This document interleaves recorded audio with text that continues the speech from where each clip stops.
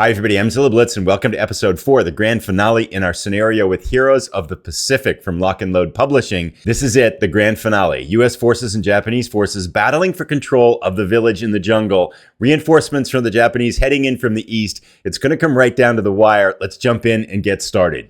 As always with our scenarios, we start out with learning and looking at the mistakes we made in the previous scenario. There were a couple of ones that I made that I actually corrected mid-scenario, but the only one that I didn't was towards the end of the scenario here when I moved this squad to 4 up in here. And the problem is, even though the melee had concluded in this hex, it's still designated a melee hex. And so this infantry squad technically would have to stop there. Now they could have tried to move around it, but I think the easiest way to correct that mistake, since it happened right at the end of the turn, is just to have that squad stop with the leader in the melee hex. Let's do a quick recap of the situation before we run into the final confrontation.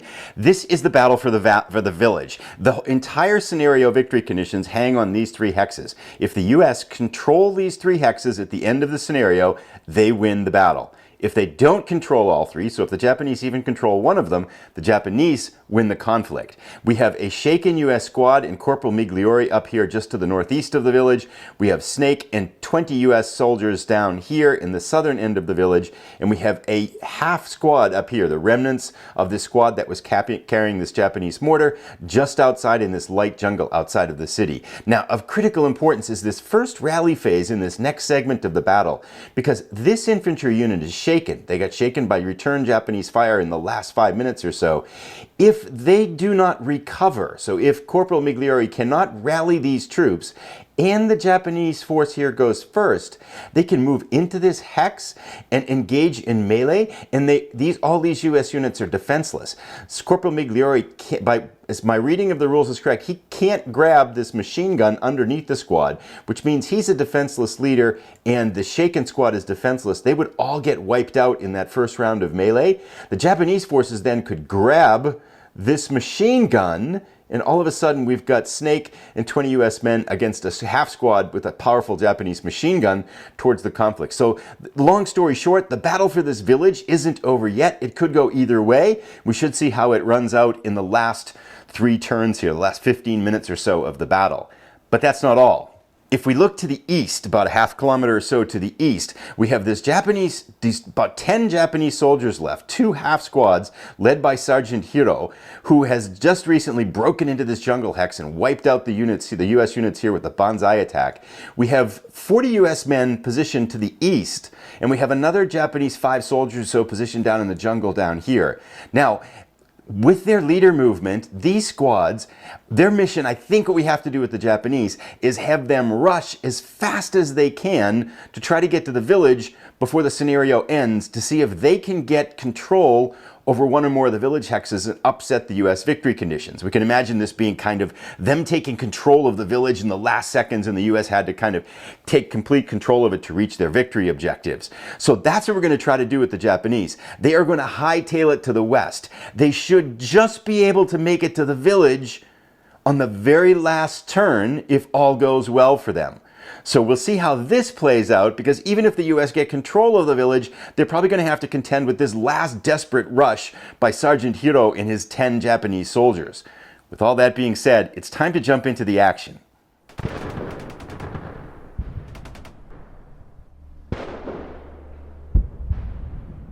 Let's start with turn 7 with the initiative roll. If the Japanese get the initiative and the US squad fails their rallying roll, this could get very interesting very quickly. A critical roll for the Japanese. US get a 5, Japanese get a 3. The initiative stays with the US. That makes the Japanese road in the village a lot more challenging. Let's go through the US rally phase actions. The only thing that we have to do in the rally phase for the US forces is try to rally this squad with Corporal Migliore. Now their morale is a 5, so they need a 5 on 2 dice. We could subtract Corporal Migliore's leadership modifier, which is a 1, and the US squad is in positive defensive terrain because they're in a jungle, so we subtract 2 more. So instead of a 5, the US squad needs an 8 or less to rally. They get a 6 and they successfully rally. So here both things have gone wrong for the Japanese. They lost the initiative and this US squad rallies, which allows them to gain control of the captured Japanese machine gun again. And now we go to the Japanese rally phase. They only have one thing to do in this turn, in the rally phase portion here. To the east of the battlefield where Sergeant Hiro is, the only thing we want to do is we want to have the Japanese squad pick up the Browning automatic machine gun, the Browning automatic rifle, and grab that with them. Now this is a half squad, so they can either fire with their inherent firepower or with the firepower from the Browning automatic. But because the Browning automatic is a range of 6, it might come in handy. Doesn't cost them anything to grab it, so we're gonna have them pick up that weapon. Now we can go to the US first impulse in turn 7. We're gonna have Corporal Migliore and this rejuvenated squad open fire on this half squad of Japanese troops here. Now this Japanese squad already was partially cut down by Corporal Migliore's squad in the previous 5 minutes or so. They are going to continue firing on this squad now. Because they're adjacent, they can see them. Firepower for the squad is 1, and we can add in this captured Japanese machine gun, which is a 4, giving us a total of a +4 firepower, and they're adjacent, so it's +6. It's a pretty devastating attack. The machine gun and the squad open fire. 3 + 6 is a 9 for the US squad. That's a pretty nasty fire attack. Japanese defending now. Now they are in this light jungle, which provides +1. That's their only defensive modifier. They get a 3 + 1 is a 4. So this is 9 to 4, which means a +5 morale check that the Japanese have to survive. This could be the end of this Japanese squad. Adding 5 to the roll here. 4 + 5 is a 9. That is greater than the morale of the unit, and Japanese units do not shake. This is down to their last and final step. So this Japanese unit is cut down and eliminated. The soldiers fall to their death. And with that, the village here is almost in US total control. Just to clarify the victory condition again here, it's control of these 3 parts, these 3 village hexes. And control in this game is defined as having a unit in it or being the last one to occupy it. Right now the US has not occupied these 2, so they only control 1 of these hexes.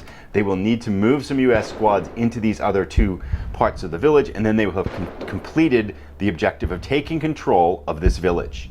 So now we go to Sergeant Hiro. His only action with his 10 men is to try to race to the village and gain control over one of these village kind of structures by the end of the scenario. Because if they can just gain control of one, the village isn't under complete US control, and that's all the Japanese have to do to win.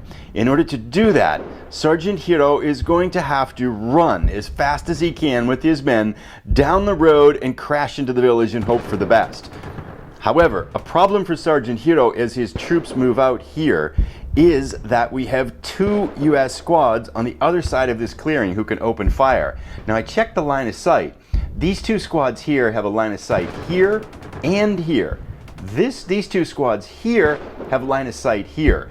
Because you can only use as many opportunity fire attempts as movement points expended in a hex. Both squads can't fire here, but we can have this squad with the Browning automatic rifle fire here, and then this squad can fire here. That's what the US are going to do.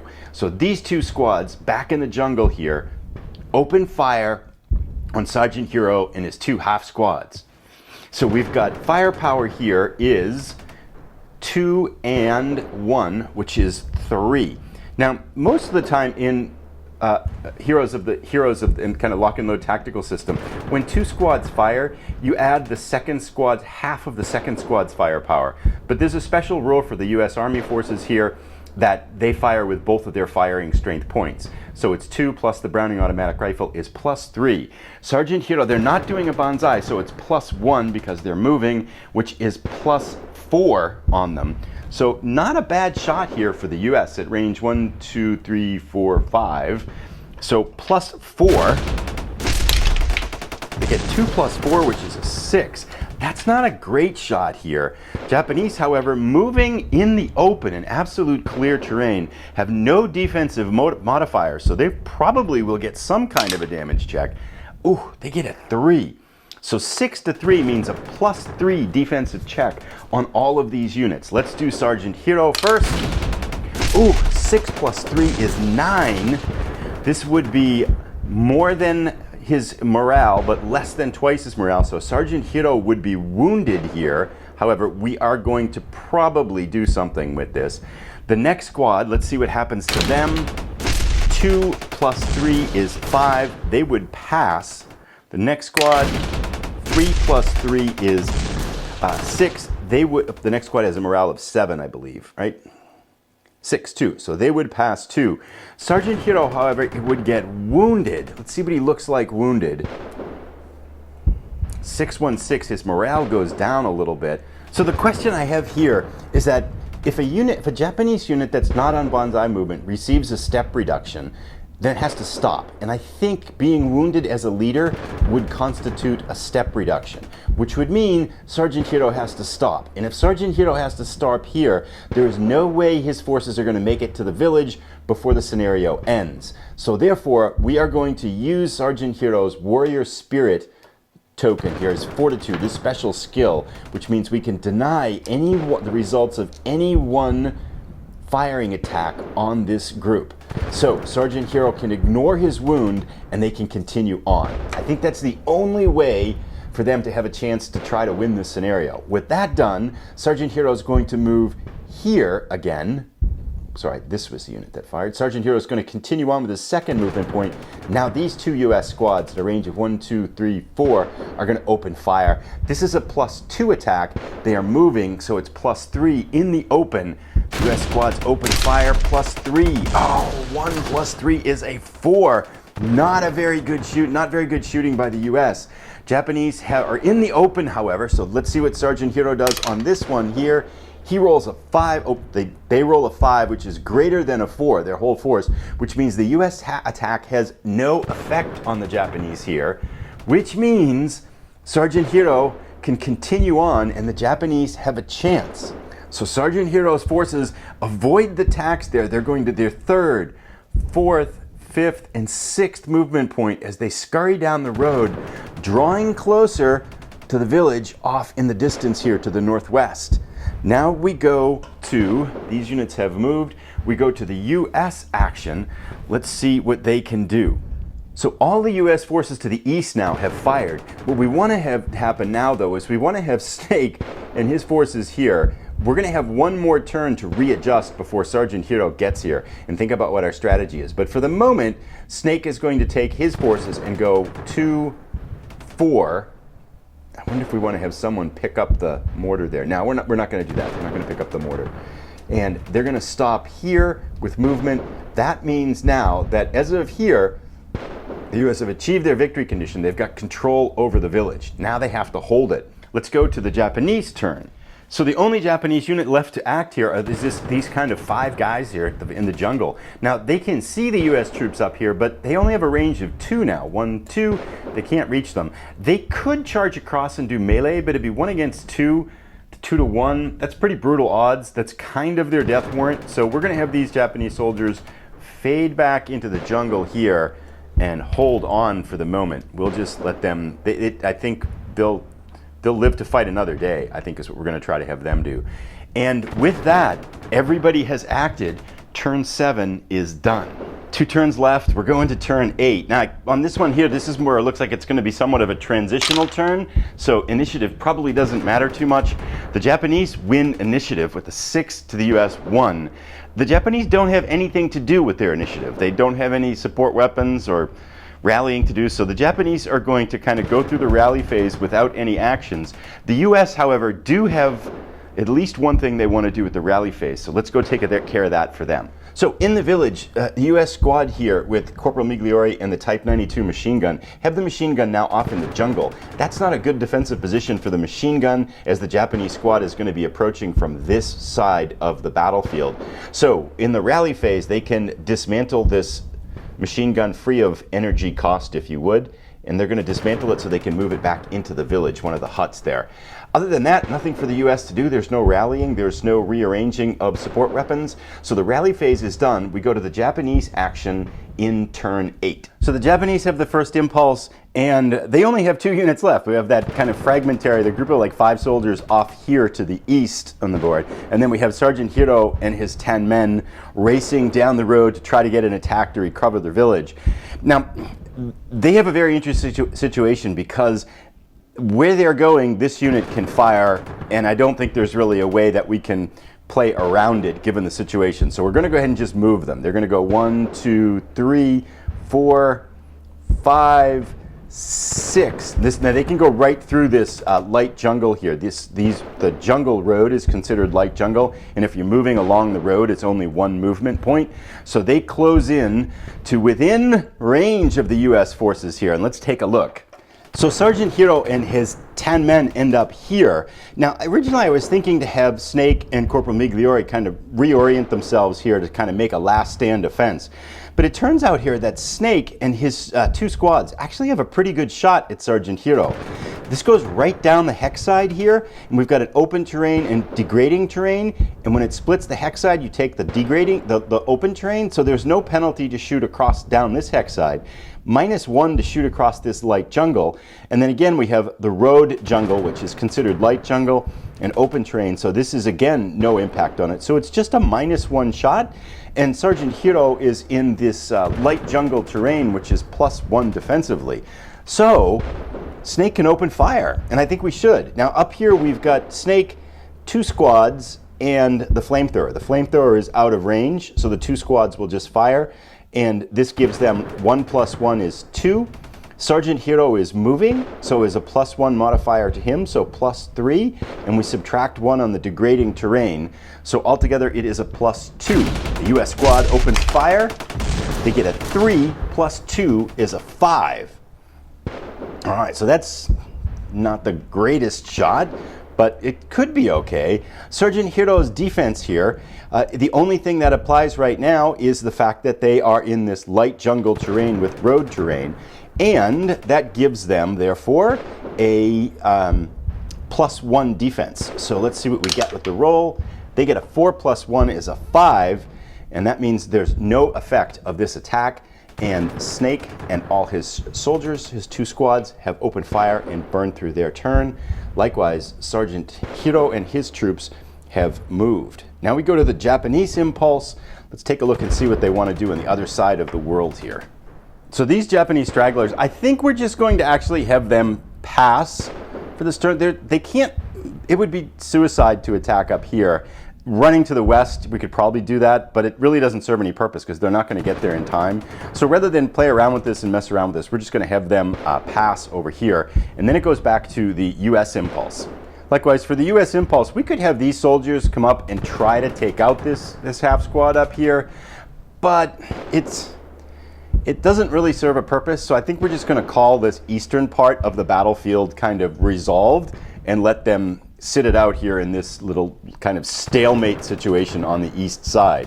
However, the US definitely have something to do in the village. With Sergeant Hero and his 10 men rushing down the road for one last desperate attack on the village, we're going to have Corporal Migliore and his squad respond to the occasion. The squad is going to pick up the dismantled machine gun, got that taken care of. Corporal Migliore is going to lead them, and they are going to get in a better position. Now, they could go through here, but it doesn't really matter. We're going to have them go 2, 3, 4, 5, and move right into these huts here at the edge of the village. Because again, all the Japanese have to do to win this scenario is basically take any one of these buildings, squares, and it's over. They've won. So they just have to contest it. They don't have to regain control. Corporal Migliore and his squad has moved. Japanese are going to pass. We talked about the situation in the east. Everything in the village has moved. Turn 8 is done. We're going to go down to the last desperate chance for the Japanese as we go to turn 9. Let's roll for initiative here. Japanese get a 3, US get a 2. We go to turn 9 with the Japanese initiative. Let's go to the rally phase and see what needs to be done. For the Japanese in the rally phase, there isn't anything they need to do. They're all set to charge. They have no units to rally. The US, however, does have one thing to do. Now, in the rally phase, Corporal Migliore is going to have his squad reassemble and set up the Japanese machine gun, the Type 92, so they are positioned to defend the village. That's their only action in the rally phase. And now we go to our action phase. Japanese have the first impulse. So with the Japanese first impulse, it all comes down to this. This is really a total act of desperation here. They don't have a lot of good choices. One of the things I was thinking was the bar unit that the bar support weapon that they picked up, maybe Sergeant Hero could carry it, and that would increase their firepower.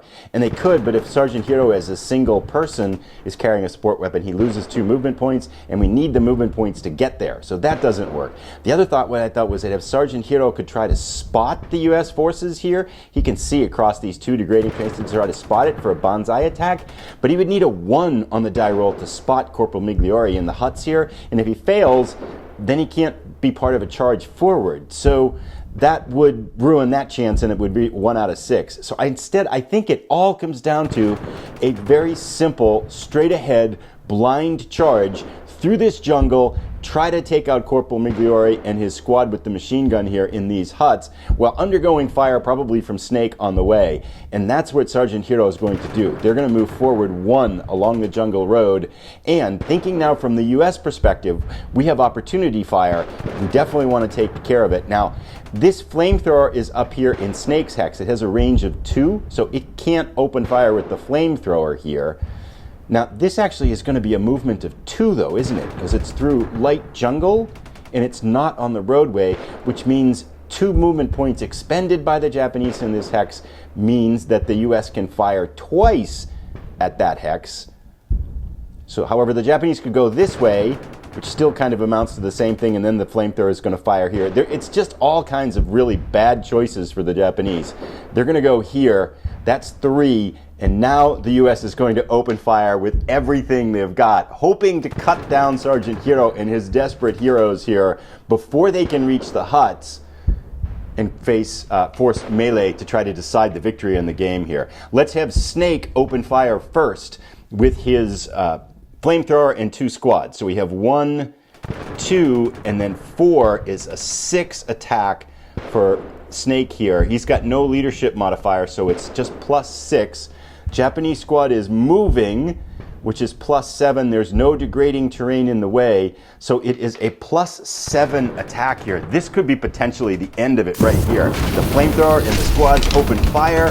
Oh, 5 + 7 is a 12, a potential deadly attack here. The only defense that Sergeant Hero and his men have as they're kind of flying across this light jungle is the +1 from the light jungle. This could be the end.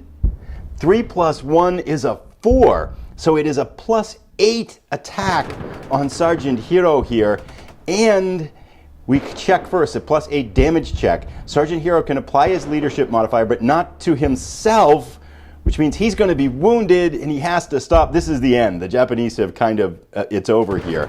But a +8 attack, let's see what happens with Sergeant Hero. 5 + 8 is 13. It is more than half, but less than double his rating. So Sergeant Hero is wounded, and that stops his motion, which basically means the Japanese have lost the scenario. But let's play this out anyway. We go to this next squad here, this remnant of a squad. Now they have 2 steps left. Both squads have 2 steps left. +8, let's see what they get here. 4 + 8 is 12. It's exactly twice as much, which means they lose a step. So this goes down to their lower form of counter. Let me grab one here. If they had rolled a 5, they would have been wiped out, but they take casualties here too. And lastly, they still have the bar, the Browning automatic rifle. Our last squad, +8 as well. 1 + 8 is 9. Still the same thing. They are replaced with another half squad. The thing is now that they have been stopped and wounded and hurt in movement, they have to stop. As a banzai charge, they wouldn't have to stop, but they have to stop here. However, we're not done as the U.S. yet, because Corporal Migliore here and his open up with a Type 92 machine gun. It is a +4 attack, and that's the base attack firepower. Firing it next their movement, so +5, and they're adjacent, so +7. Corporal Migliore and his squad opens up with the machine gun. This could be the end of Sergeant Hero. 3 + 7 is a 10 for the U.S. So that's a pretty potent attack coming at the Japanese here. Japanese are in the light jungle, so it's +1 defensively. 5 + 1 is 6. That's not bad. A +4 attack on Sergeant Hero and his Japanese forces. See if Sergeant Hero survives. 2 + 4 is 6. He does survive. He stays wounded. This squad has to pass as well. So it's a +4 check, and we can subtract Sergeant Hero's leadership modifier from this as well. 5 + 4 is 9. -1 is 8 for the leadership modifier. This squad does take casualties and is cut down, and that means the bar, the Browning automatic rifle, gets dropped there. The last squad, +4, -1, 2 + 4 is 6, -1 for Zilla is a 5. They are okay, but unfortunately, because the squads have taken casualties and Sergeant Hero is wounded, the Japanese movement stops here. And with that, the US have both opened up and fired. The Japanese have moved, but their charge, their last desperate charge, sputters out there. And the US have opened fire and everything is done. Now I won't move the units on the east, but this would finish turn 9, and the US hold control of the village here by taking out the Japanese forces on the very last desperate charge. Now we could imagine, I would think at this point, well, they probably would get cut down on the next turn or run away into the jungle. I don't think at this point in the war they were surrendering very often, but the last desperate charge of the Japanese. And that brings us to the end of this scenario with Lock and Load Tactical's Heroes of the Pacific scenario. Thank you so much, everybody, for watching. I think a couple of just general comments on it. Now that I'm kind of into the end of the second scenario with the system and a teaching scenario, and I've been playing a couple in between as well, too. It's starting to feel more fluid, although I know I'm still making execution errors. But I feel like support weapons, leadership, combat, terrain, movement, those things are starting to feel a little bit more fluid as I'm playing it. Next up for us, I'm going to take a break from this and do probably 2 or 3 other games and come back to it. So a little break from this series first because I want to do some other games. But when we do come back to this learning series, next up will be some tanks. We're going to do armored combat. I'm going to do a very simple tank versus tank or vehicle versus vehicle scenario to try to explore how vehicle works in Lock and Load's combat tactical system. I'll put a link to that as soon as it is ready. If you noticed any mistakes or errors, please let me know down in the comments below. Thanks to everybody who has commented in this scenario and in the first one. It's been greatly helpful, improve the learning of the scenarios as we go forward. And I'm really excited about this series and looking forward to continuing on. Thanks for watching, everybody. Have a great day.